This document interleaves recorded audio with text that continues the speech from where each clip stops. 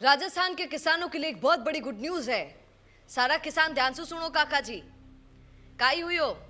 हमारे जितने भी किसान हैं उनके लिए सरकार एक योजना लेकर आई है, एक मुश्त समाधान योजना, जिसके तहत आपका जो मूल कर्ज है वो आपको चुकाना रहेगा, ब्याज से आपको मुक्ति मिल जाएगी। क्या गजब की योजना है। आप देखिएगा, ध्यान से सुन लीजिए।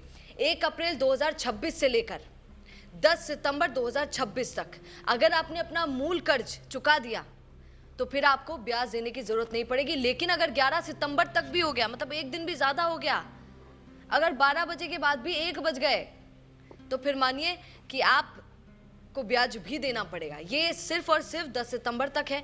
अब यहाँ पर इसकी बड़ी तारीफें की जा रही है, की भी जानी चाहिए। योजना किसानों के लिए बहुत अच्छी है। किसान बड़ा खुश भी हो रहा है कि भाई साहब आपको ब्याज से तो मानो मुक्ति मिली, पर ब्याज से तो आपको मुक्ति मिली, पर क्या ये एक सही निर्णय है? इससे क्या किसान खुश हो जाएगा? किसान की जिंदगी भर की सारी समस्याएं खत्म हो जाएंगी?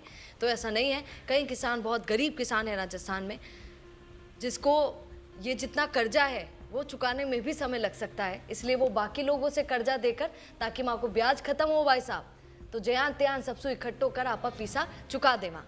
ऐसे भी कई किसान हैं जो इस तरीके से उधारी करके भी 10 तारीख तक अपना पैसा चुका देंगे। खैर, पर योजना उन लोगों के लिए अच्छी है जो चुका सकते हैं और अपना ब्याज से मुक्ति पा सकते हैं। आपको और बातें इस बारे में बता देती हूँ थोड़ी सी, कि ये जब योजनाएं, ऐसी योजनाएं लेकर आई जाती हैं तो इन योजनाओं से थोड़ा बहुत किसानों को क्या नुकसान होता है वो ज़रा सुन लीजिए। मुझे बहुत वो दिन याद आते हैं जब मैं बैंक जाया करती थी कभी कभी अपने भाई के साथ, तो देखा करती थी कि उस बैंक में, क्योंकि हम लोग गाँव से हैं तो वहाँ पर हम देखते थे कि कई किसान वहाँ पर आते थे। बूढ़े होते हैं किसान, पगड़ी वगड़ी बांध के, सफ़ेद वफ़ेद कुर्ता धोती पहनकर बेचारे आते थे, खेतों से ही निकल के काम करके आते थे। मैं देखती थी उनके पैरों में भी मिट्टी लगी होती थी, हाथों में भी, और वो गरीब किसान मिन्नत करता था बैंकों वालों से। उसको समझ भी नहीं आता था, अंगूठा लगाते हैं ना, पढ़े लिखे इतने हैं नहीं हमारे यहाँ के किसान, तो किसी को भी दुख हो जाए उनको देख के कि बैंकों में उनको चक्कर लगवाए जाते थे, बहुत मुश्किल से उनको लोन दिया जाता था। अगर इस तरीके से कर्जा मुक्ति वाली चीज़ें, मतलब ब्याज मुक्ति वाली चीज़ें यहाँ पर सामने आएंगी तो फिर पता चलेगा कि बैंकों से लोन ले पाना किसान के लिए बहुत भारी हो जाएगा। आप सोचिए फिर बैंक कितना रुला कर किसानों को लोन देगा, ये भी एक सच्ची बात है। हालांकि आज मैं आपको गुड न्यूज़ भी दे रही हूँ, पर इसी गुड न्यूज़ के पीछे कितनी बैड न्यूज़ भी हैं वो भी मेरा कर्तव्य है कि मैं आप तक पहुँचा दूँ, किसानों तक पहुँचा दूँ। एक किसान को सबसे सच्ची चीज़ क्या चाहिए होती है? बाज़ार मूल्य उसका अच्छा हो, ये उसे चीज़ चाहिए। तब देखिए आपको फिर कर्जा मुक्ति की ज़रूरत ही नहीं पड़ेगी सर जी। फिर तो किसान ही इतना मजबूत हो जाएगा कि वो अपने ब्याज कर्ज सब चुका देगा, फिर उसको इतना लोड नहीं लेना पड़ेगा। मुझे याद आता है, देखिए मेरी भी किस्मत गजब की है।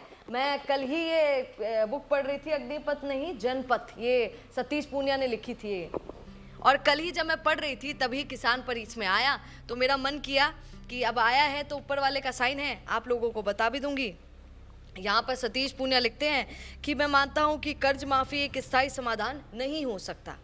वो खुद ये बात कह रहे हैं, और उन्हीं की सरकार ने, हालांकि निर्णय अब क्या कहें किसानों के लिए ज़रूरी भी है। जब तक किसानों को उसकी फसल का मूल्य नहीं मिलेगा, जब तक खेती लाभ का सौदा नहीं बनेगी, जब तक बीमा की प्रक्रिया ईमानदारी से नहीं होगी, ये तो किरोड़ी लाल मीणा ही बोल दिए हैं। आपने देखा किस तरीके से उन्होंने ही खुलासा कर दिया।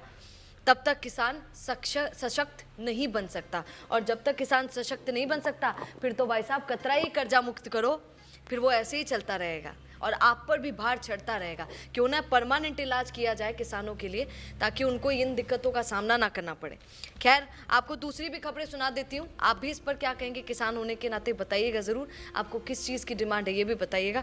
यहाँ पर आधुनिक होना किसान का बहुत ज़रूरी है, सरकार ने उसके लिए भी पहल की है। खेती को आधुनिक बनाने के लिए खजाना खोला गया है। सरकार ने 25,000 करोड़ की ब्याज मुक्त अल्पकालीन फसली ऋण का लक्ष्य रखा। 35 लाख किसानों को इससे फायदा होगा।